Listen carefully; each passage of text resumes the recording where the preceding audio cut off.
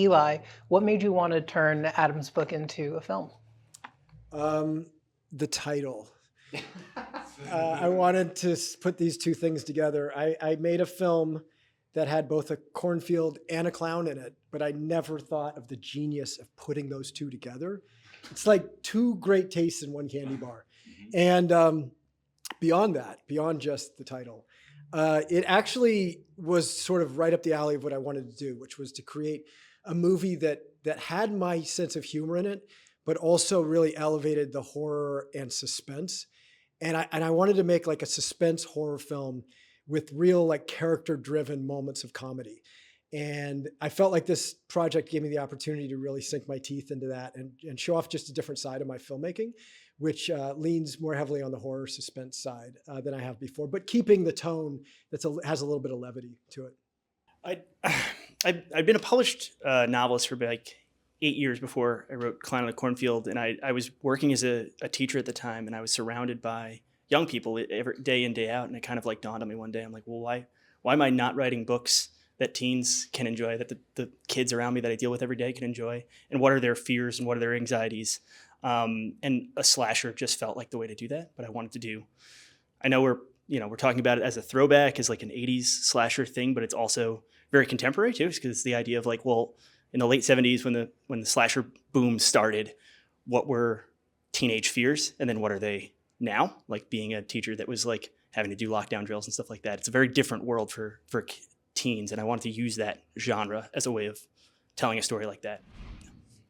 Basically, Quinn is coming from a place of she just had to go through something pretty hard, and she's doing a pretty good job at just kind of trekking forwards and being optimistic, and she just kind of wants a normal life. And there's like outside forces that obviously hold her back from that, like having to be picked up and moved to this new weird town with her dad. She remains pretty optimistic about it, and then obviously that is put to the test in like the most absurd way possible by the middle of the movie. And it's yeah. The thing I wanted to ask you about is why, after all this time, do the teenagers keep going into the cornfield? Why not? It seems to me like, don't go to the cornfield, but they do. They get drawn in there, and bad things happen.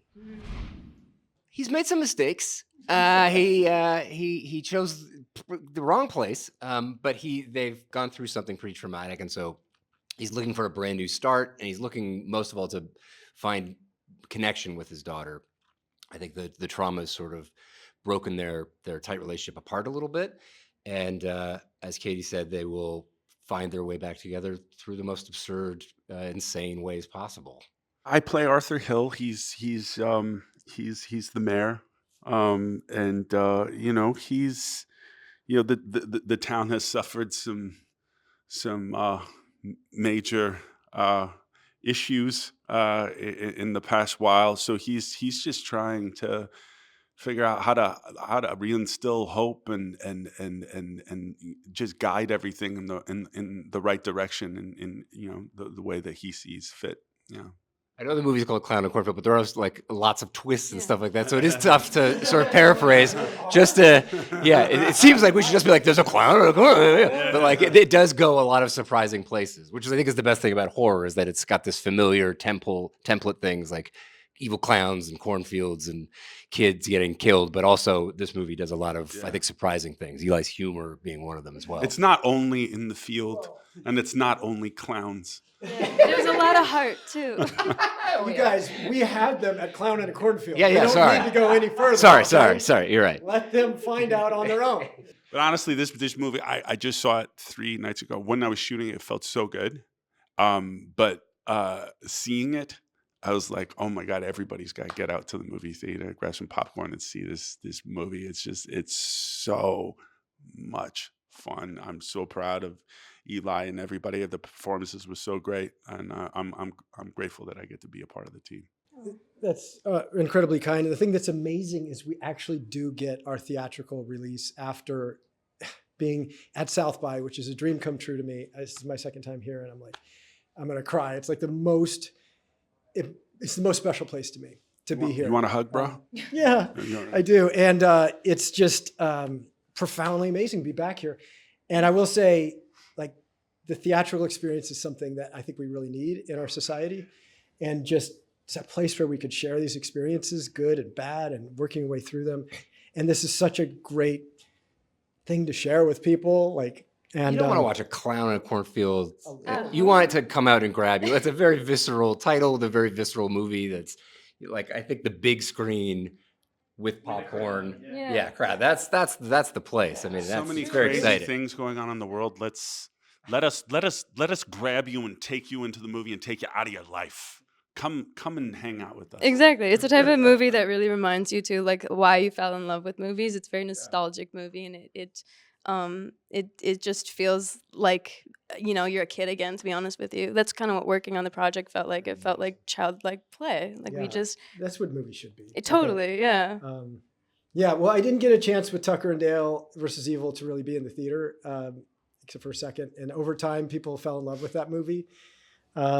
So this is kind of a chance to get to play something that I got to shoot with these amazingly talented people and an amazingly talented author.